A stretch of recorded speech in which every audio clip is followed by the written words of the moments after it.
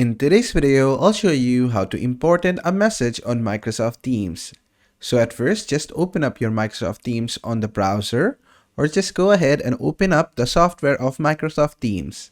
And after you have done that, just go to any chat, simply click here on chat, then just open any chat where you want to send a message. Now let's say I'm sending a message called hello. But let's say I want to mark this message as important. Let's say I send another message which says important message, and I don't want to be send it as the normal message. I want this to be an important message. So how to mark it as an important message? That's simple. Just click here on the plus icon, which is for the actions. Then just go to delivery options. And after you're in delivery options, you'll find two options called standard and important. Standard message will be sent as usual, and important message will be marked as important.